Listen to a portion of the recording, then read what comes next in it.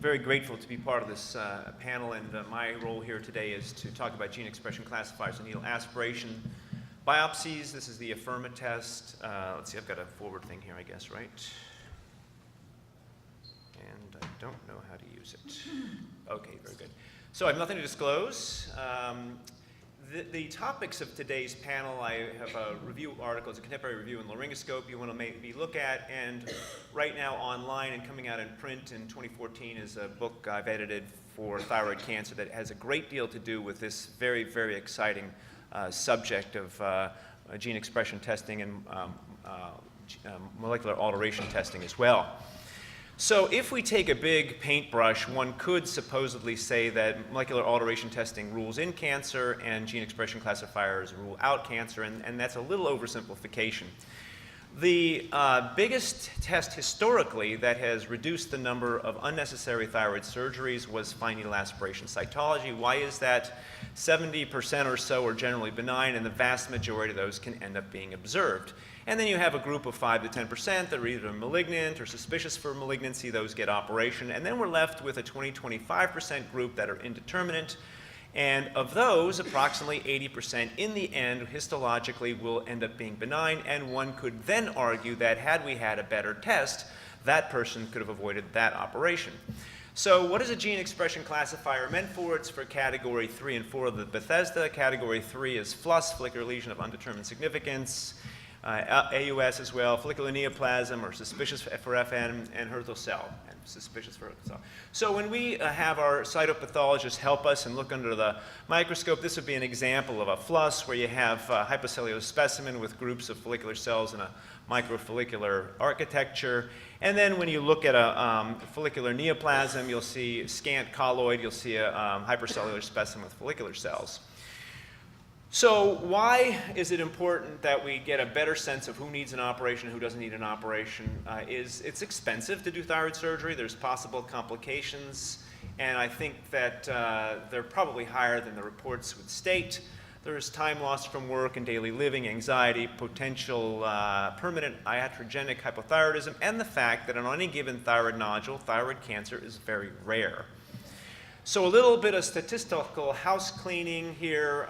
Sensitivity is the proportion of patients who truly have a disease that test positive for disease, so that in general, if you have a high sensitivity, you're going to probably have a high negative predictive value, and conversely, the specificity is the proportion of patients who are truly disease-free that test negative for that disease. And so if you have a high specificity, you're going to tend to have a positive predictive value.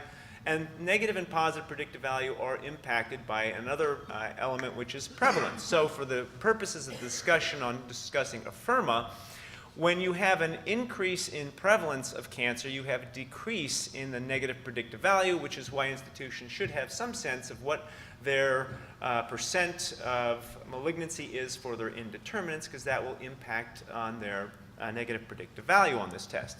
So here's your classic algorithm of what to do with fine needle aspiration cytology. If it's non-diagnostic, you repeat it. If it's benign, you generally observe it. If it's suspicious or it is cancer, you operate on it. And historically, what we've done for this big group of people, 20-25% that are indeterminate, many of those end up getting diagnostic thyroid surgery. So, and 80% of those tend to be benign. So what we now have available is a gene expression classifier test, and it is a dichotomous result that you get. The power in the test is negative predictive value, and if you have a negative result, you have a negative predictive value that's equivalent as if it were a benign fine needle aspiration cytology. The limitations of the test are that it has a less powerful positive predictive value, and so approximately 40% of patients who are suspicious will actually have cancer, and that, again, as we talked earlier, might impact the operation you tell that patient to get. So what is a gene expression classifier? So as opposed to point mutations and gene rearrangements with molecular alteration testings, like for BRAF, for example, or RET-PTC, that use DNA and for a gene expression classifier, you're using messenger RNA, and there's 10 times more isoforms of this than there are DNA. And so what you end up doing, since mRNA is downstream from DNA, you're going to capture changes potentially in the somatic mutations that can occur during the lifetime of a person, including environmental factors and lifestyle changes that you can pick up with mRNA that you may not pick up with DNA. So the core principle behind microarrays is the hybridization of two DNA strands, and you fluorescently label that sequence, and on an Affy chip that is smaller than a matched chip, you can have up to 1 million oligonucleotide sequences. So, and again, in contrast to high specificity and high positive predictive value for point mutations and gene rearrangements, you get in a gene expression classifier greater sensitivity and negative predictive value.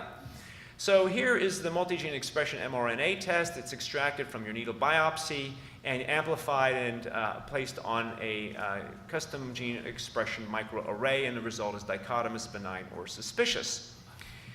So the New England Journal of Medicine, what I consider a landmark paper, they're looking at almost 4,000 patients, 5,000 FNAs practically, and you have 265 indeterminates.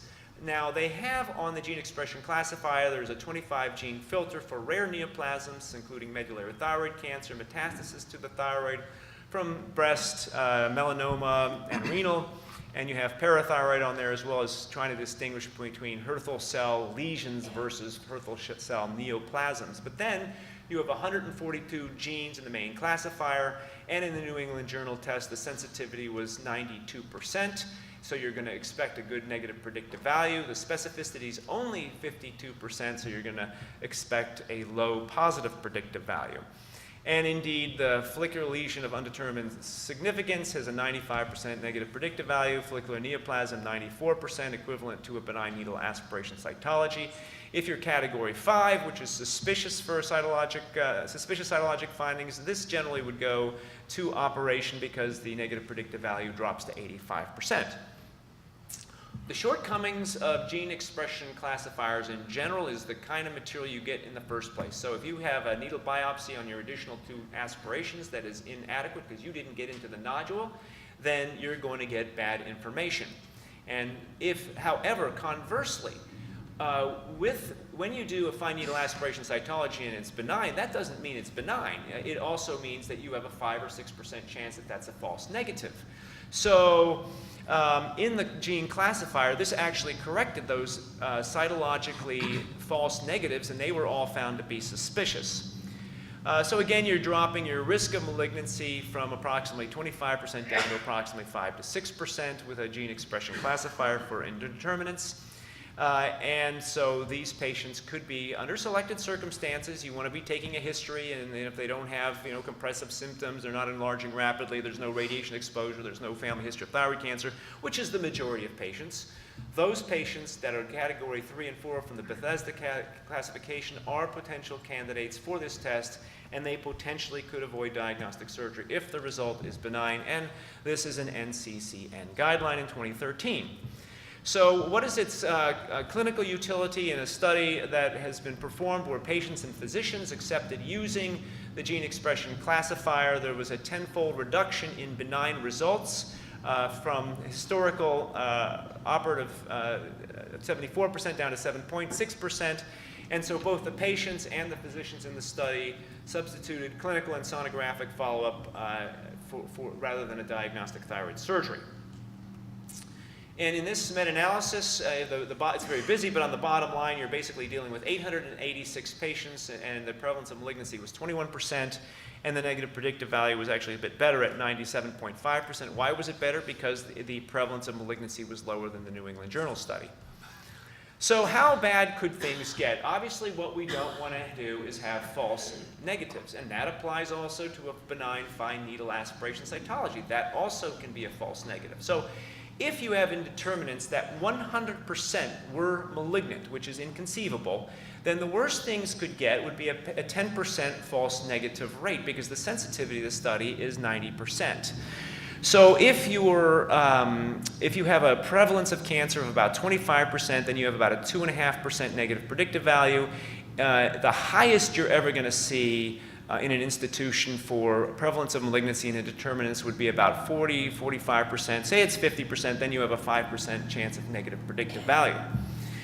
Again, we talked in the case study, what operation do you want to do? So if you have a suspicious GEC test, that does not mean you have cancer. It's maybe a 40% chance you actually have cancer. That patient may be benefited, depending on clinical circumstances, to do a lobectomy rather than a total thyroidectomy. So in summary, fine needle aspiration cytology cannot make a definitive diagnosis in 25% of thyroid nodules. These are indeterminates. 80% of these usually end up to be benign. And so in retrospect, many of these surgeries might have been avoided. And the negative predictive value is equivalent for FLUS and follicular neoplasm to a benign fine needle aspiration cytology. So in the future, this may have a broad effect on reducing the number of diagnostic lobectomies. I am a surgeon. I want to operate on people who have cancer. I'm not interested in taking out 2-centimeter benign thyroid nodules. Thank you. Thank you very much. That was